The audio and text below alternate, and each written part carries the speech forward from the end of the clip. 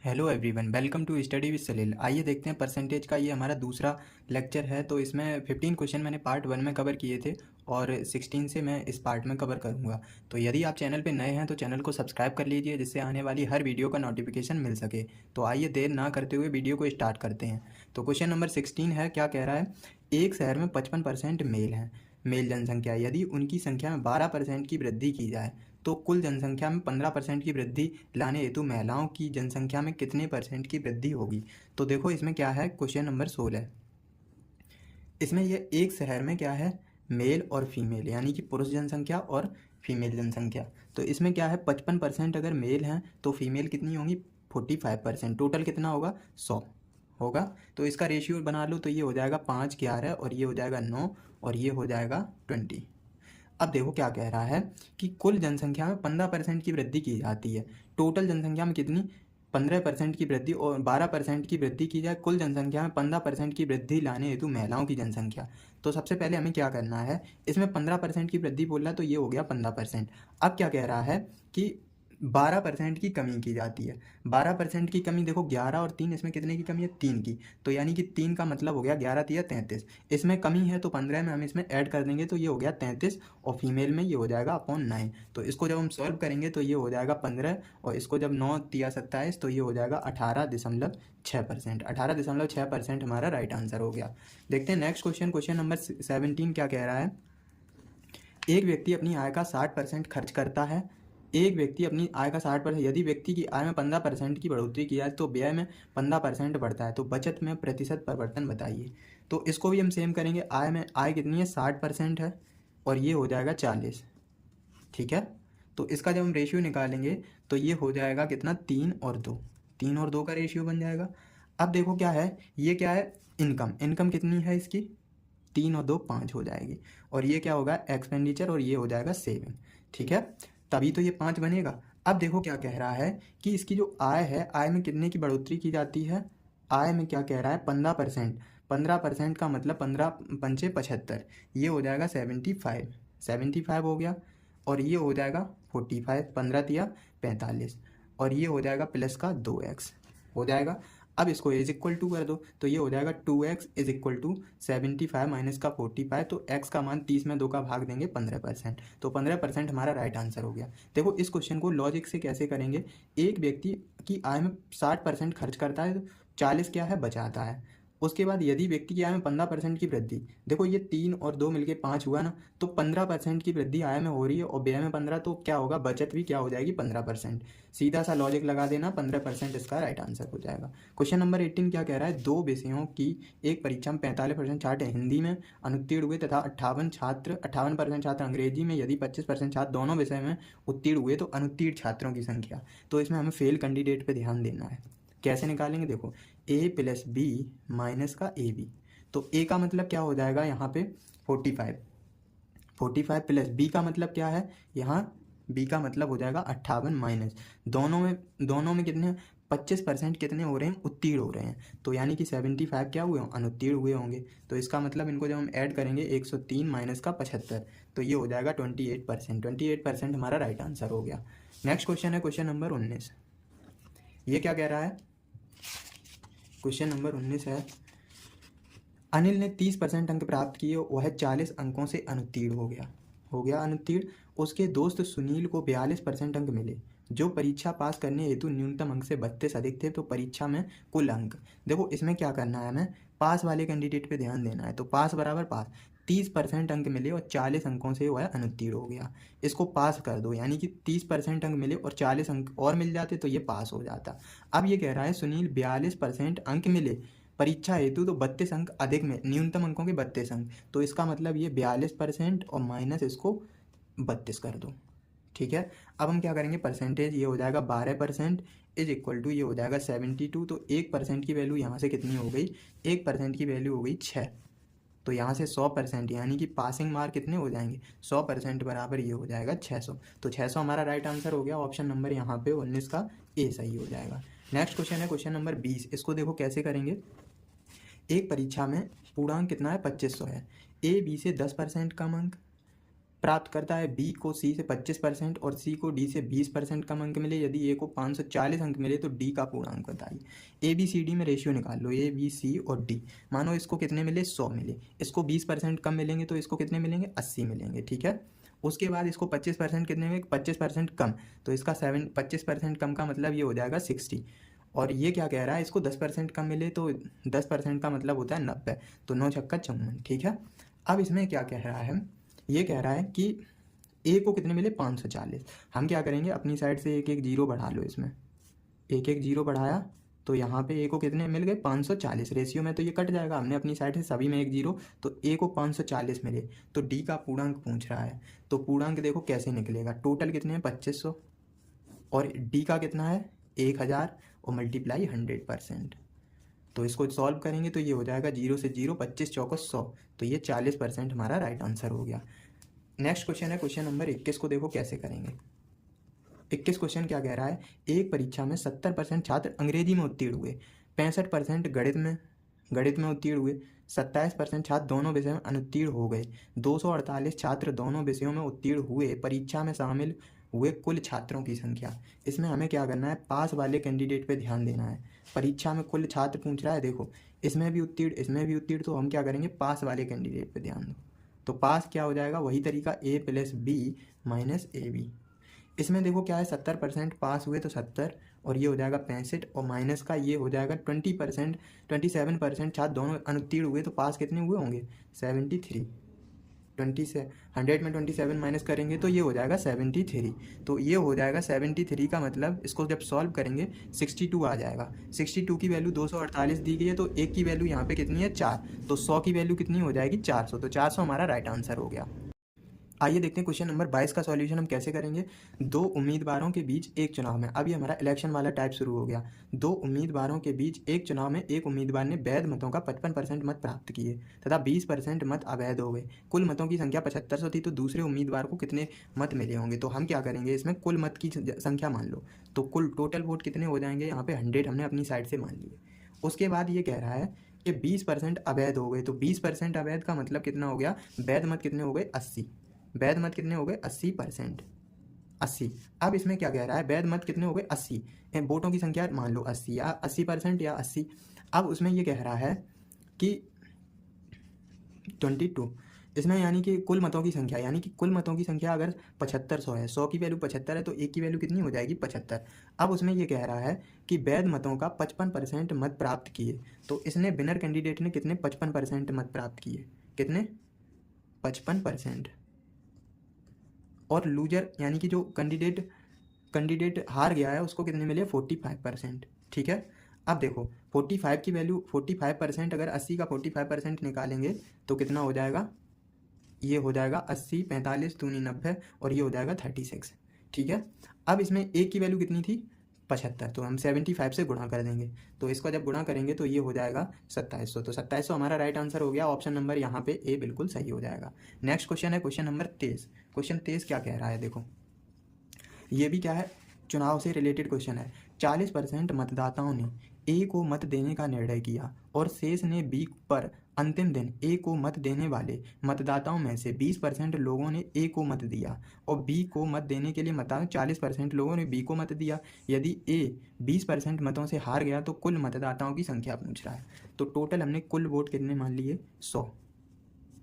अब निर्णय ये लिया गया है, निर्णय क्या लिया गया है कि निर्णय लिया 40% मत, यानी कि 40% मत ए को मिले और बी को कितने मिले होंगे, यहाँ पे बी को मिले होंगे 60।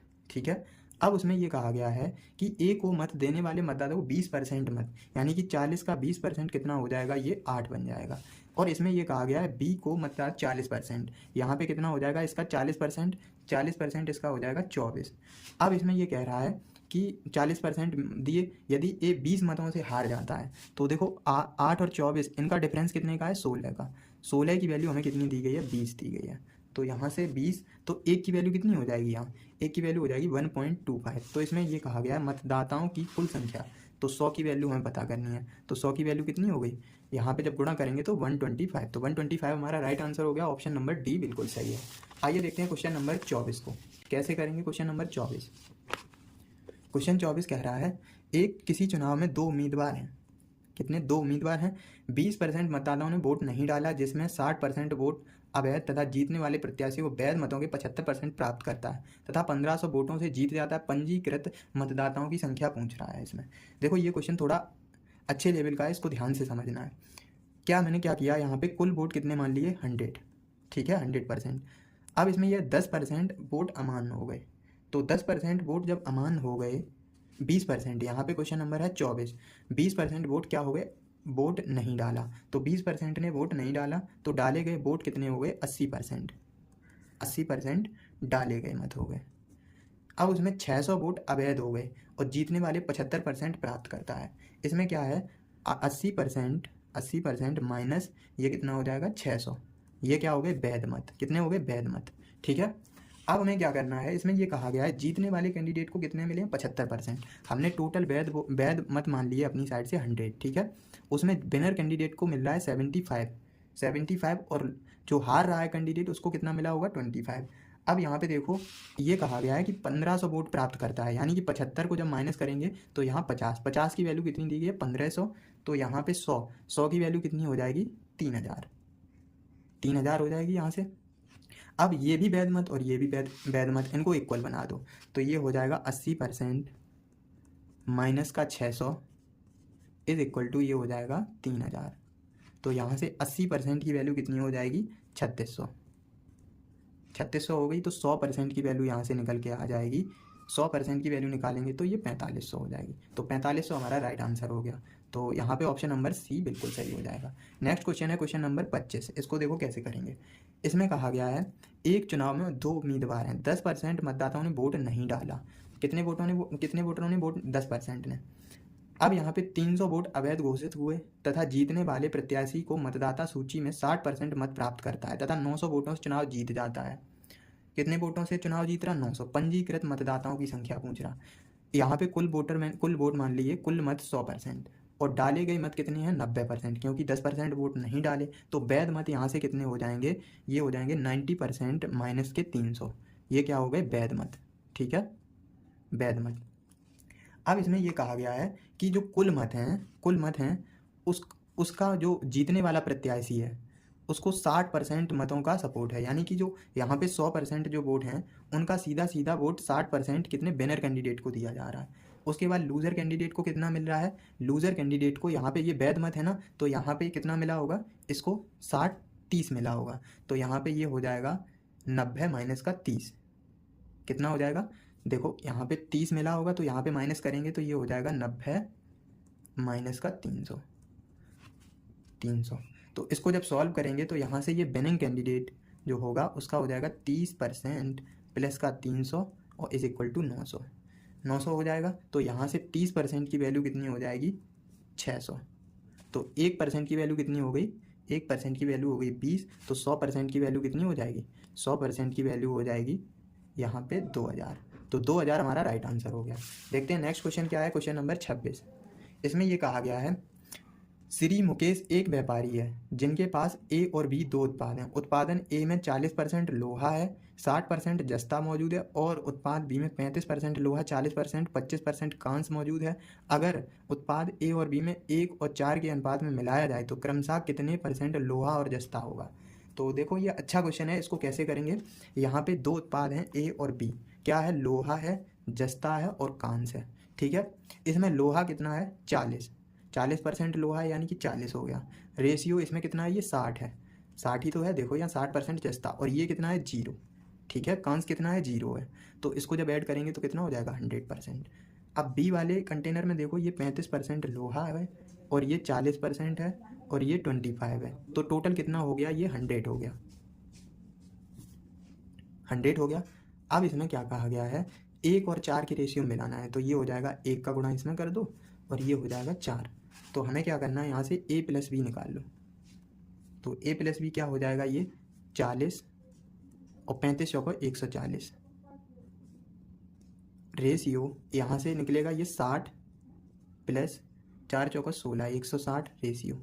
यहाँ से ये हो जाएगा 0 प्लस 25 चौको 100, ठीक है। अब हम क्या करेंगे यहाँ से, और ये हो जाएगा कितना? 1 और 500, टोटल कितना हो गया? ये 500। 500 हो गया। अब हम इसको रेशियो में लिखो तो ये हो जाएगा कितना, यहाँ से ये इतना सवाल है। तो अब हम क्या, ये हो जाएगा 180 रेशियो 220 रेशियो ये हो जाएगा 100 इज इक्वल टू 500। ठीक है। अब इसमें ये कहा गया है, क्वेश्चन नंबर है 26, इसमें ये कहा गया है लोहा और जस्ता का निर्मित मोल। तो हमें क्या करना है, यहाँ से 5 से डिवाइड कर दो, लोहा और जस्ता का परसेंटेज पूछ रहा तो 5 100% में से ही तो निकालेंगे। तो 5 एकम 5, 5 दूनी 10, 20% हो जाएगा कांस्य, और 5 दूनी 10, 5 चौको 20, 5 चौको 20, 44% जस्ता, और लोहा कितना हो जाएगा 36%। तो 36% और 44% हमारा राइट आंसर हो गया। देखते हैं क्वेश्चन नंबर 27। क्वेश्चन 27 क्या कह रहा है, क्वेश्चन 27 है ABC पब्लिक स्कूल की प्रवेश परीक्षा के लिए, पब्लिक स्कूल की प्रवेश परीक्षा के लिए 320 छात्रों ने आवेदन दिए, 230 छात्रों ने परीक्षा पास की और बचे हुए में से 11.11% परीक्षा ने पास नहीं कर पाए। उन छात्रों की संख्या ज्ञात करें जो प्रवेश परीक्षा के लिए हाजिर नहीं हुए। तो इसको देखो हम कैसे करेंगे, टोटल कितने छात्र हैं 320, यहाँ पे टोटल कितने हैं 320 छात्र हैं, 230 छात्रों ने क्या किया है परीक्षा पास कर ली। ठीक है।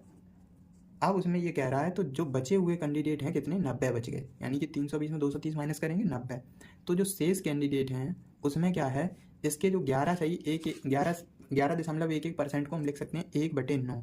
तो 90 का 1/9 कितना है 10। तो 10 कैंडिडेट हैं वो कैसे हैं, फेल हो गए।